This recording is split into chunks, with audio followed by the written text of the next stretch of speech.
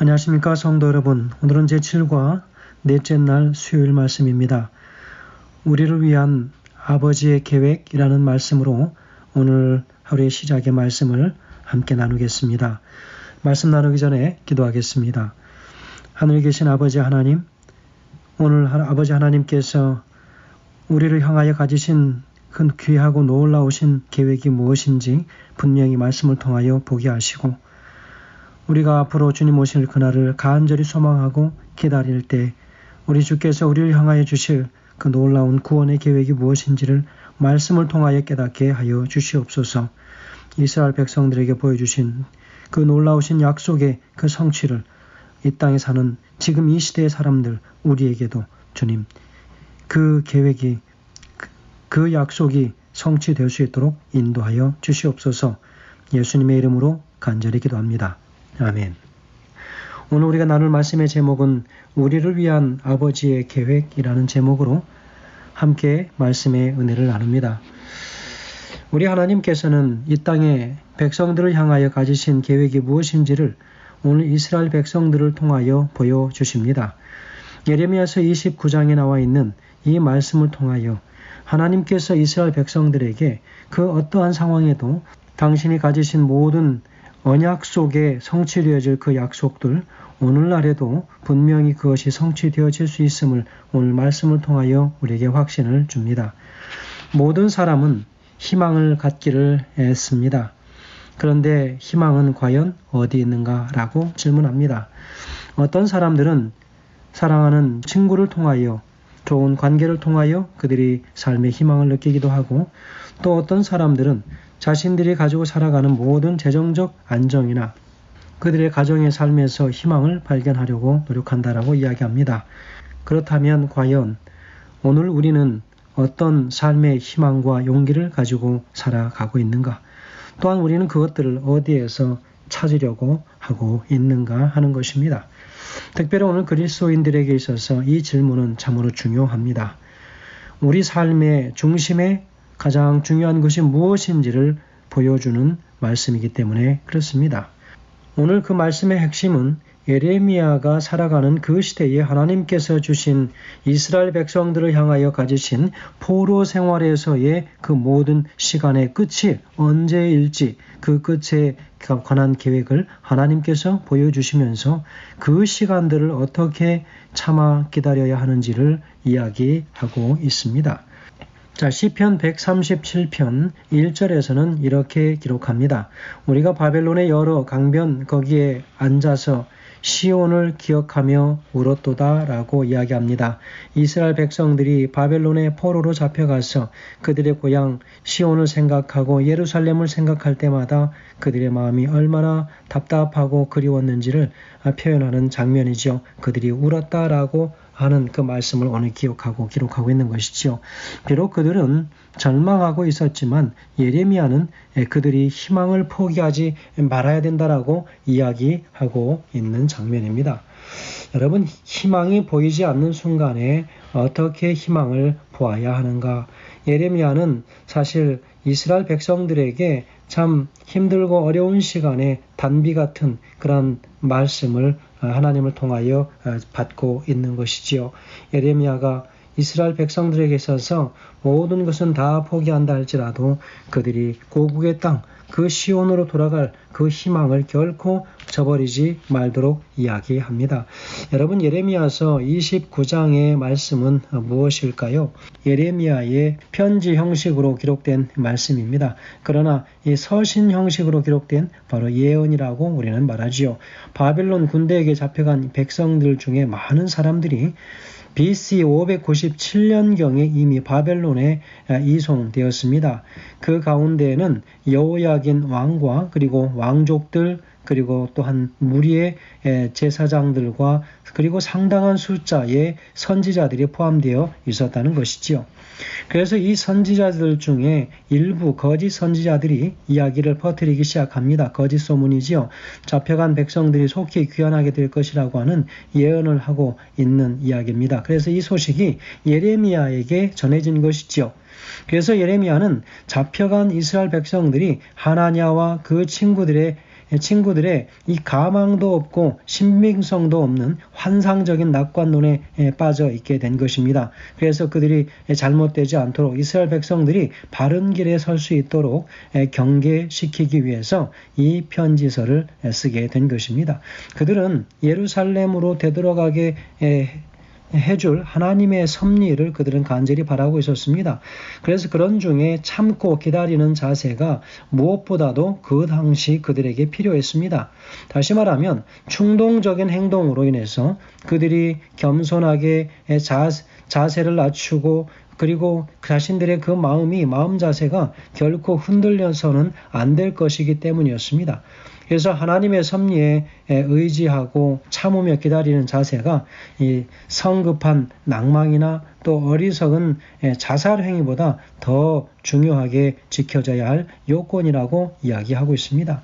그래서 이 서신에서 예레미야는 백성들을 위로와 권면으로 일깨우고 심판의 분명한 명백한 목적이 그들을 구원하시기 위함이라고 하는 것을 선포하고 있다는 것이죠. 그래서 예레미야는 가능한 한 건전한 일상의 삶을 살도록 이스라엘 백성들에게 권면하고 있다는 것이죠. 그래서 29장 5절 같은 경우 보면 집을 짓고 거기 거하며 라고 이야기하고 있지 않습니까? 여러분 여기서 집은 진리와 믿음을 상징합니다. 집을 짓는다고 하는 것 진리의 말씀을 배워서 그것으로 믿음을 세워가라고 이야기합니다. 그 집에 거한다고 하는 것 바로 그것은 그 믿음으로 선한 삶을 살아야 된다라고 이야기하고 있습니다. 그래서 이처럼 그들이 참으로 하나님을 향한 온전하고 그리고 올곧은 그리고 지혜의 마음을 통하여 그들이 하나님을 바라보고 그들의 소망이 결코 흔들림 없게 되기를 간절히 당부하고 있습니다. 그래서 특별히 하나님의 말씀을 통하여 그들의 삶이 지혜로운 삶을 풍성하게 누리기를 바라는 그런 당부의 이 말씀입니다. 그래서 바벨론에 잡혀간 것은 영적으로 거짓과 죄악의 포로가 된 상황을 말합니다. 그래서 이때 자유를 되찾을 수 있는 유일한 길은 하나님의 말씀을 그 말씀을 통하여 그들의 영적인 삶의 집을 짓고 그 안에 거하는 것입니다. 그래서 그 지혜로 마음밭을 일구어 선한 사랑의 삶에서 그들이 그 사랑의 열매를 풍성하게 맺어가야 한다는 것이죠. 그러기 위해서 오늘 예레미야는 몇 가지 당부를 하고 있습니다. 그 당부가 첫 번째 무엇입니까? 하나님께서는 그들이 처한 형편이 우연의 결과이거나 예측하지 못할 불행의 결과가 아니기 때문에 당신의 백성들에게 희망을 포기하지 말라고 당부하고 있습니다. 두 번째는 무엇입니까? 하나님께서는 현재 공경 가운데서도 일할 수 있으시기 때문에 당신의 백성들에게 희망을 포기하지 말라고 말씀하십니다. 이것이 가장 중요하다는 것이죠. 셋째는요. 하나님께서는 정해진 시간에 그들의 포로 생활을 끝내실 것이기 때문에 당신의 백성들에게 희망을 포기하지 말라고 당부하십니다. 여러분 희망이라고 하는 것 이것은 특별히 하늘을 향하여 가는 백성들에게 있어서 참으로 중요한 것입니다. 여러분 우리가 처한 모든 형편이 그저 우연한 결과이거나 예측하지 못한 불행의 결과가 아니기 때문에 당신의 백성들에게 희망을 포기하지 말라고 하는 것을 끊임없이 당부한다는 것이지요. 희망을 포기하지 말라는 것입니다. 희망을 포기하지 말라고 두 번째도 이야기하죠. 현재의 공경 가운데에서도 일하실 수 있는 우리 하나님이 계시니 얼마나 감사하냐. 그러므로 인간의 생각으로 우리의 희망을 포기하지 말라고 당부합니다. 정해진 시간에 그들의 포로 생활을 끝내실 것이기 때문에 이제는 70년이 되면 그 모든 생활로부터 그들이 다시 귀환할 수 있도록 하나님께서 인도하시겠다라고 이야기하고 있지 않습니까? 예레미야 29장 10절에서요.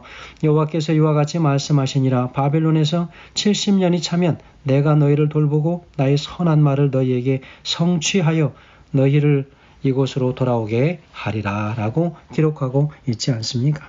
성도 여러분, 하나님께서는 당신께서 그들의 과거와 현재와 미래를 책임지고 계신다고 하는 사실을 확신시켜 주고 있습니다. 당신의 백성들을 향한 애정어린 돌보심은 바로 그것이 하나님의 말씀을 통하여 나타나 있지 않습니까? 그러니 우리가 무엇을 걱정할 것인가 하는 것입니다. 이스라엘의 모든 역사에서 보는 것처럼 하나님께서는 당신의 백성들을 어떤 상황에서도 돌보시는 것을 우리는 보지 않습니까? 그래서 우리는 언제나 희망을 포기하지 말아야 할 것입니다. 여러분, 우리의 각각의 삶에서 우리가 종종 경험하면서 보지 않습니까? 그저 모든 것들이 한 치 앞도 보이지 않는 그런 상황일 때일지라도 하나님께서는 언제나 그곳에서 우리를 구원하시고 건져내시는 그 놀라운 그 섭리들을 우리에게 보여주면서 결코 우리의 그 어떤 상황에도 그분을 향한 우리의 마음이 포기되지 말아야 될 것을 당부합니다. 자, 여기 영감의 교훈에는 이렇게 이야기하고 있습니다. 어떤 상황에서도 소망을 붙잡으라. 그리스도를 따르는 자들은 용기와 힘과 인내를 가져야 한다. 분명히 불가능한 것 같이 보이는 것들이 저희 길을 막을지라도 그들은 하나님의 은혜를 힘입어 앞으로 전진해야 한다. 그들은 어려움을 슬퍼하는 대신에 어려움을 극복하도록 부르심을 받았다. 그들은 어떤 일에도 실망하지 말고 범사에 소망을 가져야 한다. 그리스도께서는 당신의 비길 데 없는 사상의 금사슬로 그들을 하나님의 보좌에 붙들어 매셨다라고 시대소망 679페이지에 기록하고 있습니다. 그러니 성도 여러분, 오늘 하루를 살면서 혹은 우리 주님이 다시 오시는 그날까지 우리가 생을 살 때에 어떠한 어려움과 곤경과 역경이 우리 앞을 가로막는 것처럼 보인다 할지라도 결코 우리가 하늘을 가는 그 모든 여정길에 관한 소망과 그리고 반드시 다시 오실 예수님을 기다리고 구원의 날에 함께 갈 그 위대한 그 소망을 결코 우리가 한순간도 놓쳐서는 안 될 것입니다. 그리고 지금 한순간 내 앞에 있는 그 어려운 난관 때문에 다시 오실 주님을 만나는 그 놀라운 그 섭리들, 그리고 하나님께서 지금 그곳에 함께 하신다고 하는 사실을 결코 우리가 소망 가운데에서 우리가 저버리지 말아야 할 것입니다. 그러므로 오늘 하루의 삶을 특별히 소망 가운데에서 승리하시고 그 어떠한 상황이 또 우리의 믿음의 삶을 흔든다 할지라도 결코 우리가 그 시험에 넘어가지 않는 참으로 든든한 그리스도인의 삶을 살아낼 수 있게 되길 간절히 소망합니다. 교훈에는 이야기합니다. 이스라엘의 역사에서 볼 수 있듯이 하나님께서는 당신의 백성들을 어떠한 상황에서도 돌보신다. 따라서 우리는 언제나 희망을 포기하지 말아야 한다라고 기록합니다. 이 말씀이 오늘 우리 하루의 모든 삶에 힘이 되게 하시고 우리 하나님이 우리 삶의 근간이 되게 하시길 간절히 소망하면서 우리를 위한 아버지의 계획이 바로 이 말씀 속에 나타나 있음을 다시 한번 확신한 하루가 되게 하시길 우리 예수님의 이름으로 축원드립니다. 감사합니다.